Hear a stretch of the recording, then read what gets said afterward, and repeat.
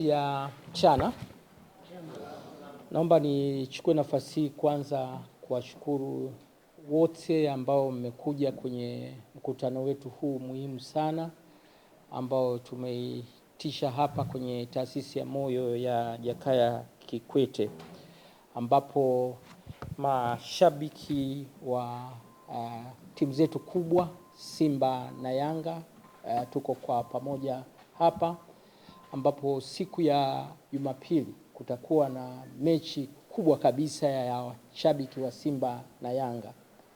Taasisi ya Moyo ya Jakaya Kikwete imekuja katika siku hiyo itakwenda kutoa upimaji wa magonjwa ya moyo na magonjwa yasiyoambukiza bure kabisa kwa washabiki ambao watakuwepo siku hiyo, pamoja na wananchi ambao watahudhuria hii mechi muhimu sana. Kama mnavyofahamu, magonjwa ya moyo na yasiyoambukiza yanaongezeka kwa kasi sana, na baadhi ya watu hawajui kwamba wana matatizo haya magonjwa ya moyo. Kwa hiyo Taasisi ya Moyo ikaona ichukue jukwaa hili la timu zetu kubwa Simba na Yanga na mashabiki wa Simba na Yanga ambapo watakuwa wanacheza, tutumie nafasi hiyo kuwapima watu watakaohudhuria siku hiyo katika mechi, lakini na hata na wale wachezaji watakao kuwepo pale tutaweza kuwapima magonjwa bila kufahamu. Kama mnavyofahamu, serikali yetu inaongozwa na Dr. Samia Suluhu Hassan imewekeza sana kwenye madaktari hawa bingwa kwa kuwasomesha, lakini vifaa tiba. Siku hiyo tutakuwa na vifaa venye ile tunaita akili munde au artificial intelligence, ambayo inaweza ikakuchunguza, ikaangalia umeme wako wa moyo, ikaangalia na moyo wako unavyotenda kazi.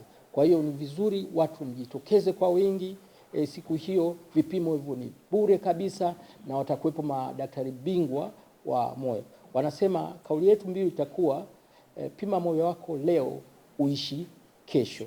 Kwa hiyo jitokeze uweze kupima hiyo afya yako ya moyo. Lakini zaidi vile vile tutakuwa na watu wa lishe, watawafundisha watu bure kabisa, lakini tutapima na magonjwa mengine yasiyoambukiza kama vile magonjwa ya kisukari na magonjwa mengine ambayo yanachangia masuala ya moyo. Kwa hiyo naomba wananchi wajitokeze kwa wingi sana katika hiyo mechi, kwa sababu mchezo ni furaha, lakini unapofurahi unafuraha ukiwa na uhakika moyo wako unakwenda vizuri. Maana saa nyingine unaweza kufurahi sana kumbe moyo una shida. Kwa hiyo tukikuangalia wakati hata kukishangilia wakati labda Yanga amemfunga Simba labda au Simba amemfunga Yanga basi utakuwa unafurahi ukiwa na uhakika. Kwa hiyo naomba tujitokeze.